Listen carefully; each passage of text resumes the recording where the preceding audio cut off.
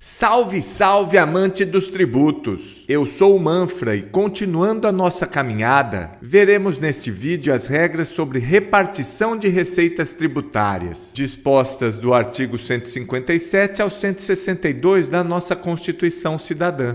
Embora sejam localizadas no capítulo reservado ao Sistema Tributário Nacional, na realidade constituem verdadeiras normas de direito financeiro. Um tema que vem sendo cobrado pelas bancas normalmente na literalidade da Constituição, de forma tranquila. Mas existem alguns detalhes que devemos colocar atenção. Primeiro, repartição de competência é diferente de repartição de receitas. Os entes federados são autônomos, por isso que cada um possui a sua própria competência tributária. Mas o fato de receber uma competência, instituir todos os impostos e taxas possíveis, não assegura ao ente captação de recursos financeiros. Se a economia não girar, se a população não recolher os tributos, não adianta nada. Portanto, não basta só repartir competência tributária. A Constituição quer assegurar que os municípios, os estados, tenham recursos financeiros para pagar as suas contas. Então, a Constituição Cidadã dá uma de Robin Hood. Estabelece alguns dispositivos que exigem que as receitas tributárias dos que mais arrecadam sejam repartidas para os entes que menos arrecadam.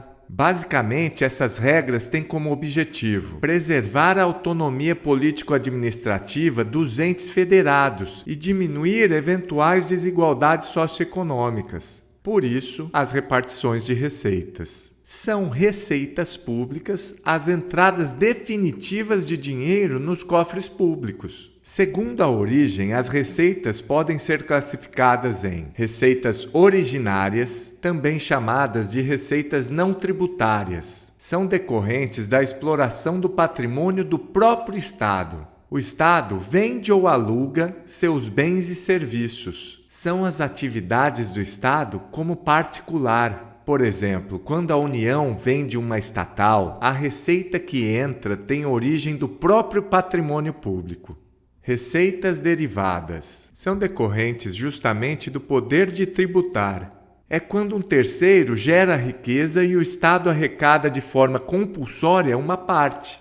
Já receitas transferidas representam recursos financeiros transferidos entre os entes federados. Portanto, esses recursos financeiros são transferidos entre os entes, União, Estados, DF e municípios. A repartição de receitas se enquadra aqui como receitas transferidas, que podem ser divididas em duas: transferência obrigatória e transferência voluntária. Transferências obrigatórias correspondem às receitas tributárias que devem ser repartidas conforme a determinação constitucional. Não podem ser suspensas de jeito nenhum.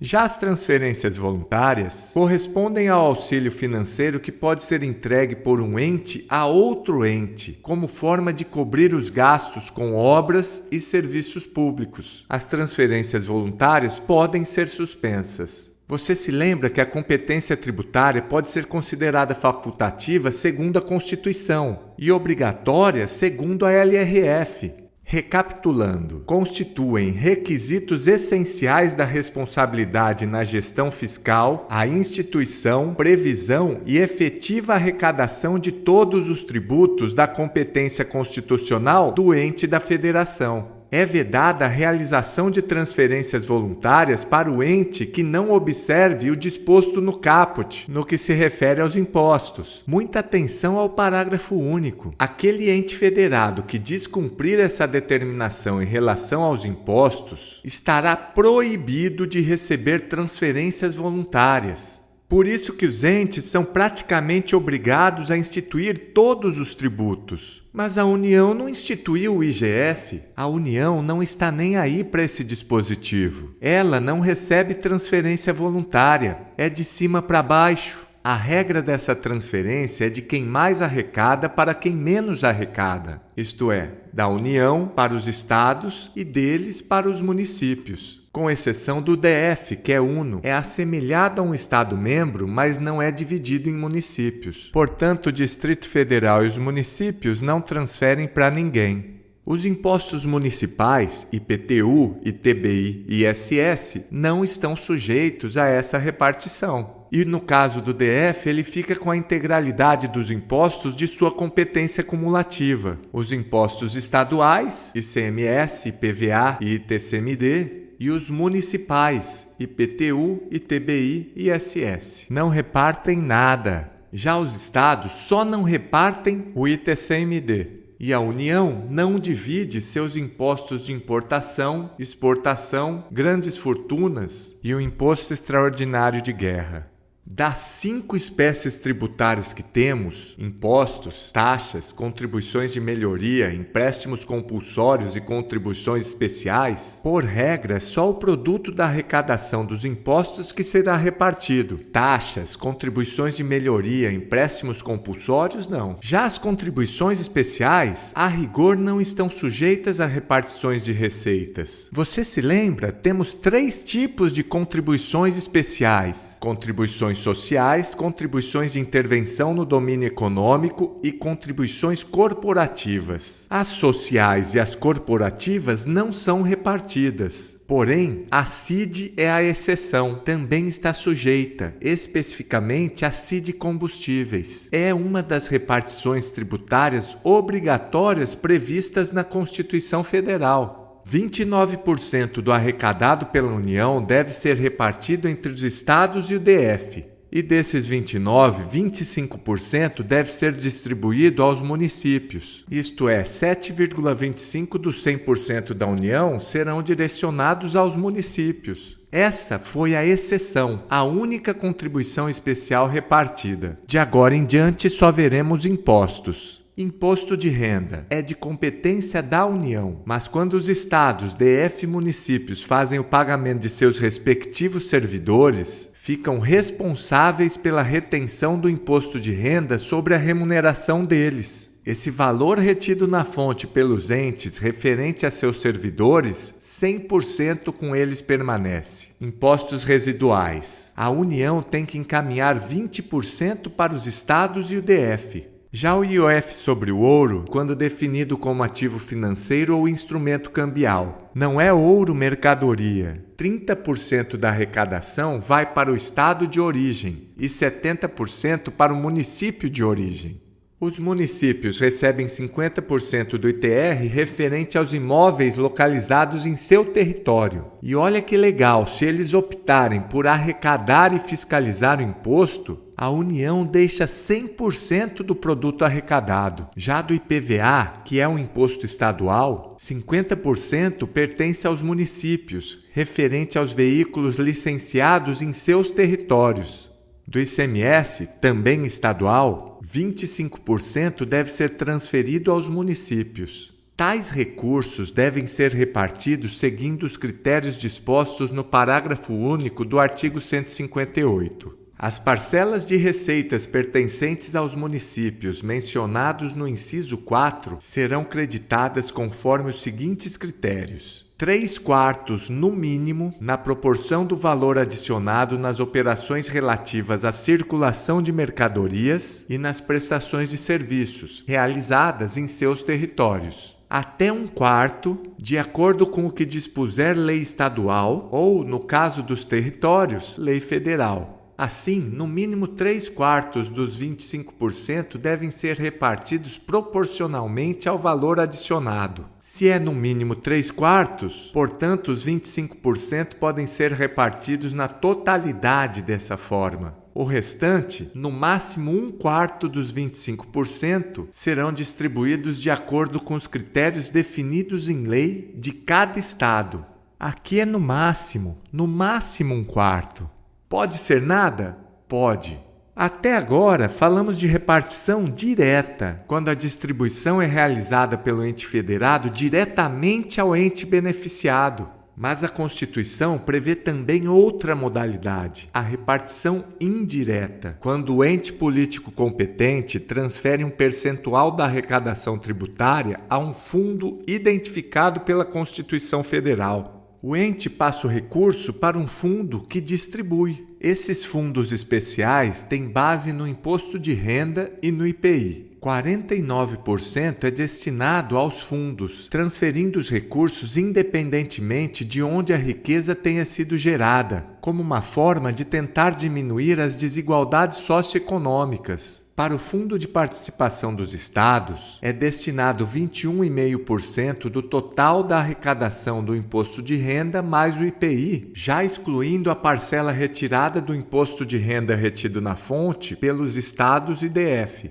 O Fundo de Participação dos Municípios recebe 22,5% do total da arrecadação, também excluída a parcela do Imposto de Renda retido na fonte, mais 1% em julho e outra parcela de 1% em dezembro, totalizando 24,5% para o Fundo de Participação dos Municípios. Também é assegurado 3% ao Fundo de Participação e Incentivo ao Setor Produtivo Norte, Nordeste e Centro-Oeste. É um programa de financiamento dessas regiões, sendo que metade é assegurado ao semiárido nordestino. Além dessa repartição do IPI junto com o Imposto de Renda, 10% do IPI é destinado ao Fundo de Compensação de Exportações. É um fundo para equilibrar a queda na arrecadação dos estados e municípios em razão da imunidade das exportações. Dessa parcela, 25% vai para os municípios, isto é, 2,5% do total. Muito cuidado para não confundir repartição de receitas com repartição de competências. Legislar está relacionado com a competência do ente. A repartição das receitas não autoriza o ente beneficiado a legislar acerca do tributo. Ele apenas recebe parte do produto da arrecadação. Antes de finalizar essa primeira parte da aula, é importante que você conheça algumas regras sobre repartição de receita. Vou passar rapidinho, uma benzida, igual anestesia. Só uma picadinha não dói nada. É vedada a retenção ou qualquer restrição à entrega e ao emprego dos recursos atribuídos nesta seção aos estados, ao Distrito Federal e aos municípios, neles compreendidos adicionais e acréscimos relativos a impostos. A vedação prevista nesse artigo não impede a União e os estados de condicionarem a entrega de recursos ao pagamento de seus créditos, inclusive de suas autarquias, ao cumprimento do disposto referente à aplicação mínima de recursos na saúde. Não pode segurar a mesada deles, mas pode pôr duas condições. Tem que me pagar o que você me deve e o que suas autarquias me devem. E não vai gastar tudo com besteira, não. Tem que aplicar o mínimo na saúde. Cabe à lei complementar definir valor adicionado para fins do cálculo da distribuição do ICMS. Portanto, o valor agregado aqui é definido em lei complementar. Cabe à lei complementar estabelecer normas sobre a entrega de recursos de que trata o artigo 159, especialmente sobre os critérios de rateio dos fundos previstos no seu inciso 1, objetivando promover o equilíbrio socioeconômico entre estados e entre municípios. Aqui está tratando dos fundos de participação relacionados ao Imposto de Renda e IPI, os 49%. Também cabe à lei complementar dispor sobre o acompanhamento pelos beneficiários do cálculo das cotas e da liberação das participações previstas nos artigos 157, 158 e 159. Trata da grana dos entes, está se referindo às repartições em geral. Eles têm o direito de acompanhar o cálculo e a liberação das participações. Também cabe à lei complementar dispor sobre isso.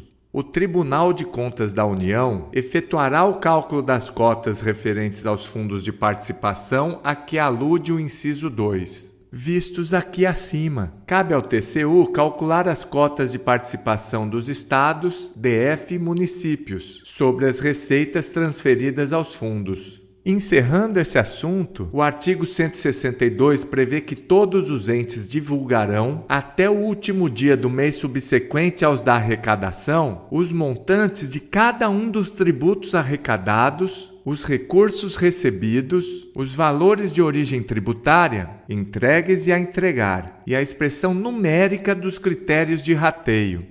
Os dados divulgados pela União serão discriminados por estado e por município. Os dos estados por município. Trata da divulgação dos valores arrecadados, aplicando diretamente o princípio da publicidade, da transparência. É um tema denso, enjoado, com muitos detalhes, mas cobrado normalmente de forma simples, na literalidade. Portanto, reveja o vídeo, faça revisões e resolva muitas questões. Assim, você mantém o assunto vivo na memória.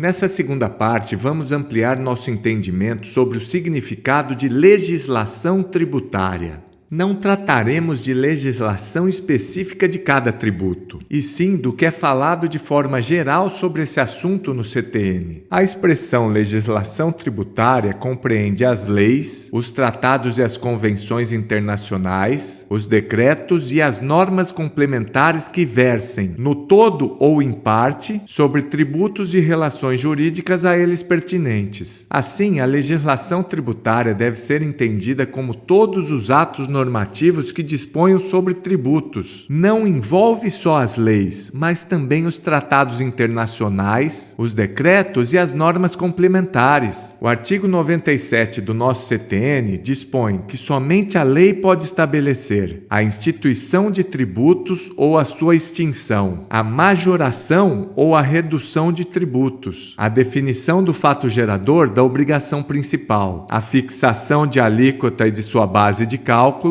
imposição de penalidades, bem como suas dispensas ou reduções, e as hipóteses de exclusão, suspensão e extinção do crédito tributário. Isto é, criação e extinção de tributos e todos os elementos envolvidos só em lei. Isso é a regra, mas quando estudamos o princípio da legalidade, você viu várias exceções. De forma resumida, o imposto de importação, exportação, o IPI e o IOF podem ter suas alíquotas majoradas e reduzidas por ato do Poder Executivo, e a CID Combustível pode reduzir e reestabelecer sua alíquota. A base de cálculo pode ser atualizada e não majorada. Isso porque a modificação da base de cálculo é equiparada à majoração.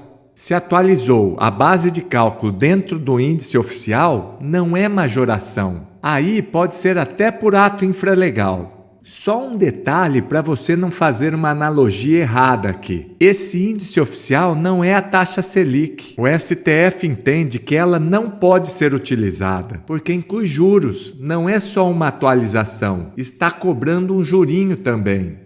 Instituição de tributos, por regra, lei ordinária basta. Mas existe uma turminha enjoada que você já conhece, que exige um processo mais difícil de aprovação. Você se lembra do NENG? Novos impostos, os residuais, empréstimos compulsórios, novas contribuições sociais e o imposto sobre grandes fortunas. Então, NENG, só lei complementar. Esse papel você já conhecia, mas o artigo 146 da Constituição Federal dispõe sobre as seguintes atribuições da lei complementar em matéria tributária. Dispor sobre conflito de competência em matéria tributária entre os entes federados. Regular limitações ao poder de tributar. A lei complementar apenas regula. Quem cria as limitações é a Constituição Federal. Estabelecer normas gerais em matéria tributária, especialmente sobre definição de tributos e suas espécies, definição de fato gerador, base de cálculo e contribuinte dos impostos, obrigação, lançamento, crédito, prescrição e decadência tributária. Adequado tratamento ao ato cooperativo praticado pelas sociedades cooperativas. E tratamento diferenciado e favorecido para microempresas e empresas de pequeno porte, que é o famoso Simples Nacional. A lei complementar também tem como função a regulamentação de alguns tributos, o ITCMD, ISS, ICMS e contribuições sociais. Muita atenção agora para o artigo 98 do CTN. Dispõe que os tratados e as convenções internacionais revogam ou modificam a legislação tributária interna e serão observados pela que lhe sobrevenha. Mesmo que surjam novas leis, os tratados devem ser observados. A criação de um tratado e introdução do texto no Brasil é um processo que passa por algumas etapas. Resumidamente, o presidente assina um tratado no exterior e, quando volta para o Brasil, tem que apresentar para o Congresso, que vai apreciar e submeter o texto que foi assinado à aprovação. Se o Congresso não aceita, já acaba por aqui. Caso o Congresso ache interessante e confirme, vai publicar um decreto legislativo, um instrumento de ratificação, que vai recepcionar e reconhecer a validade do tratado. Volta para o presidente, que deve promulgar, tornar público tudo isso. O presidente edita um decreto com todo o texto do tratado, publica e nós somos obrigados a cumprir.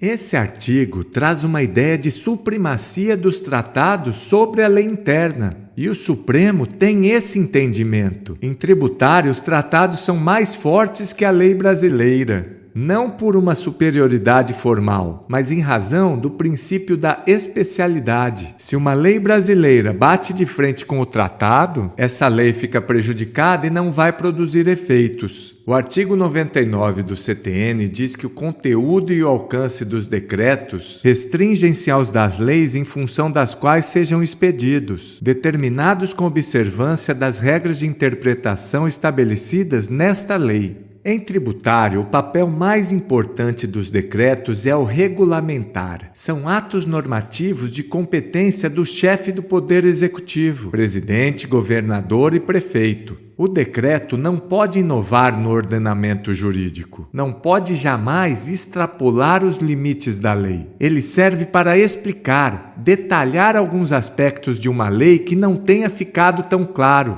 mas não pode ir além do que a lei determinou. O artigo 100 prevê que são normas complementares das leis, dos tratados e das convenções internacionais e dos decretos, os atos normativos expedidos pelas autoridades administrativas, as decisões dos órgãos singulares ou coletivos de jurisdição administrativa, a que a lei atribua eficácia normativa. As práticas reiteradamente observadas pelas autoridades administrativas e os convênios que entre si celebrem a União, os Estados, o Distrito Federal e os municípios. Atenção! Norma complementar não é lei complementar. Na visão do CTN, são normas que complementam as leis, os tratados internacionais e os decretos. Normas complementares são atos do Poder Executivo que não inovam no ordenamento jurídico. São atos infralegais, não têm força de lei, mas que servem para operacionalizar o dia a dia do direito tributário.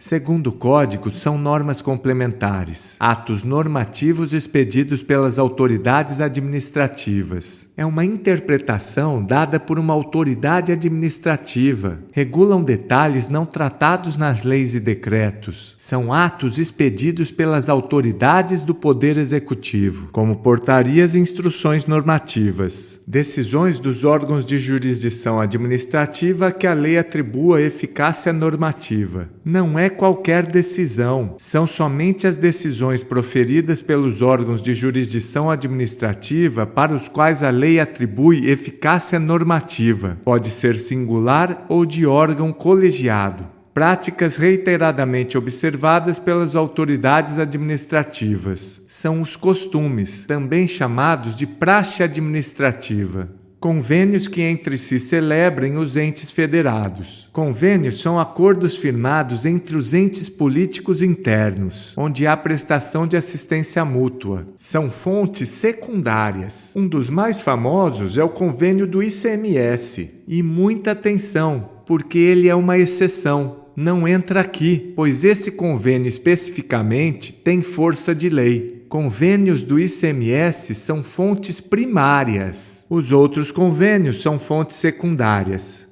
Vigência. Vigência está relacionado com o comportamento das normas tributárias no tempo, qual a cronologia das normas, e no espaço, qual o alcance delas. É o quando e o onde. E o artigo 102 do CTN explora a questão da extraterritorialidade, isto é, a vigência de uma determinada norma fora do território de quem a editou. Isso é relevante no caso de normas estaduais, distritais e municipais, para saber até onde um interfere no outro. Se um estado X edita uma norma, ela vale ou não para o estado Y? Como regra, a norma vai vigorar no território pertencente ao ente em questão. Segue-se o princípio da territorialidade. O estado Y não está nem aí para a norma do estado X, a não ser que tenham um convênio entre eles. E essa é a primeira exceção. Ninguém é obrigado a prometer, mas prometeu, se assinou o convênio, tem que cumprir. E adivinha a segunda exceção? Se a lei mandar, se o CTN ou outra lei de normas gerais da União determina, tem que obedecer. Veja como está disposto no CTN. A legislação tributária dos estados, do Distrito Federal e dos municípios vigora no país, fora dos respectivos territórios, nos limites em que lhe reconheçam extraterritorialidade os convênios que participem, ou do que disponham esta ou outras leis de normas gerais expedidas pela União. E a vigência no tempo? Quando entram em vigor? Isso você encontra no artigo 103 do CTN. Salvo disposição em contrário, entram em vigor os atos administrativos a que se refere o inciso 1 do artigo 100, são os atos normativos expedidos pelas autoridades administrativas, na data da sua publicação. As decisões a que se refere o inciso 2 do artigo 100 são as decisões dos órgãos singulares ou coletivos de jurisdição administrativa, a que a lei atribua eficácia normativa. Quanto a seus efeitos normativos, 30 dias após a data da sua publicação. Os convênios a que se refere o inciso 4 do artigo 100 são os convênios que entre si celebrem os entes federados, na data neles prevista. Aqui é interessante fazermos uma tabela. Salvo disposição em contrário, os atos normativos das autoridades administrativas entram em vigor na data de sua publicação. As decisões de jurisdição administrativa, quanto a seus efeitos normativos, 30 dias após a publicação.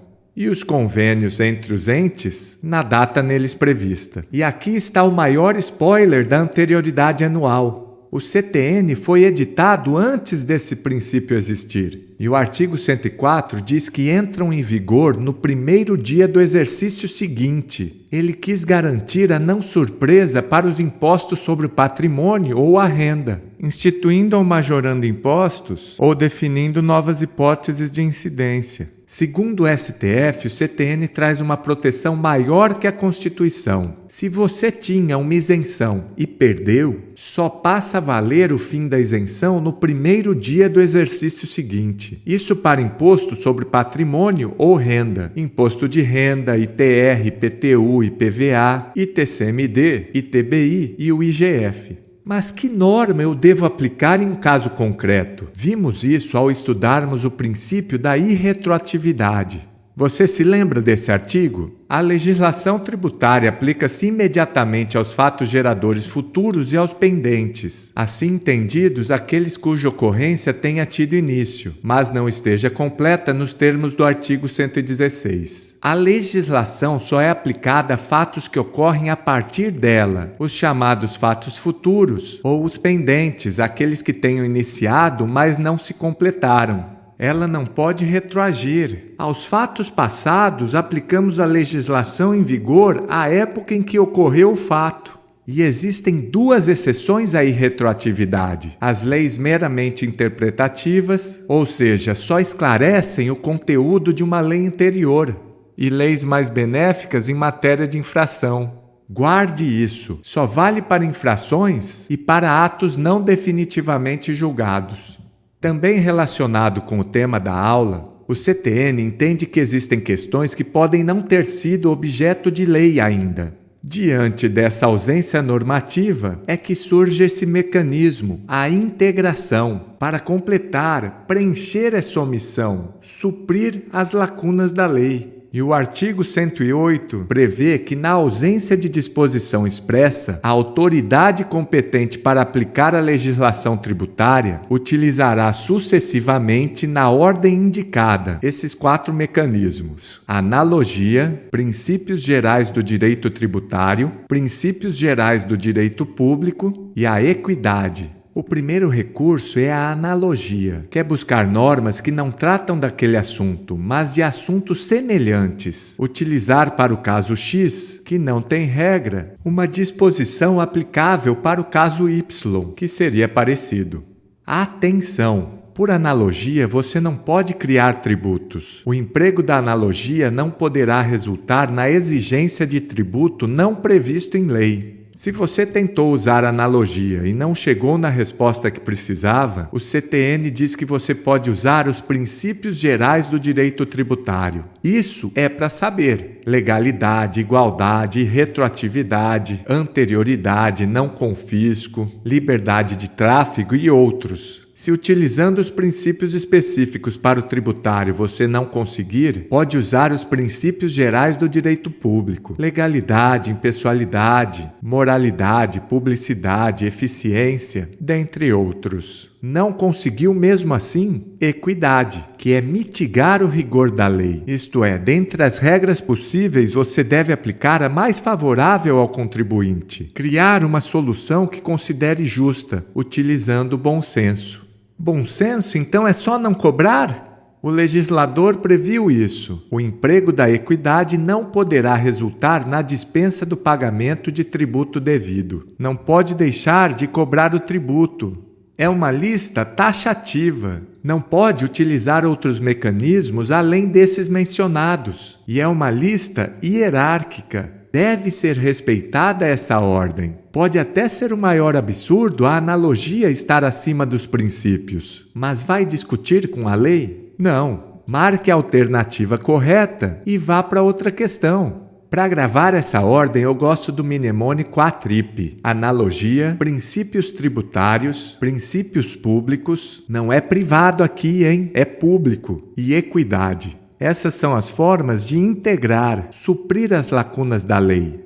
E finalizando a aula, vamos ver as formas de interpretação da legislação tributária. Interpretar a lei é buscar em suas palavras o pensamento que existe nela. Qual a sua intenção, o seu real sentido? Qual o alcance, o objetivo da norma? Existem várias formas de interpretação: literal ou gramatical. Na dúvida, você vai no dicionário, olha o que a palavra significa e aplica. Só leva em consideração o conteúdo das palavras. Teleológica ou finalística. Você tenta imaginar a finalidade, o objetivo do legislador, a intenção da norma. É muito bonito, mas na prática, você tem que entrar na cabeça do legislador para tentar entender o espírito da lei. Histórica. Olha para o contexto, as circunstâncias políticas, sociais e econômicas, a época em que a lei foi produzida. Sistemática ou lógico-sistemática, sistêmico, compara o texto da lei com outras leis do ordenamento jurídico. Busca um ajuste harmônico com a legislação como um todo. O artigo 111 do CTN traz algumas situações em que se é obrigado a interpretar de forma literal a norma, exatamente da forma como foi escrita. Portanto, interpreta-se literalmente a legislação tributária que disponha sobre suspensão e exclusão do crédito tributário, outorga de isenção e dispensa do cumprimento de obrigações tributárias acessórias. Junte as primeiras letras para formar a dupla sertaneja, seco e dota. Isso tem que saber. Interpreta-se literalmente seco e dota, suspensão e exclusão do crédito, outorga de isenção e dispensa de obrigações tributárias acessórias. É isso aí, terminamos mais uma parte importante do código. Estudar para concursos é uma caminhada solitária e que em muitos momentos você não tem nem o apoio da família. Não dê ouvidos para as mentes pequenas que ficam de burburinho à sua volta. Lembre-se do mais importante: só depende de você. Curta essa jornada. Não fique preocupado com o resultado, ele virá como consequência. Organize-se, comprometa-se e confie. Acredite em si mesmo. Com o tempo e esforço, grandes resultados virão. Mantenha o foco, bons estudos, um grande abraço e até a próxima aula. Valeu!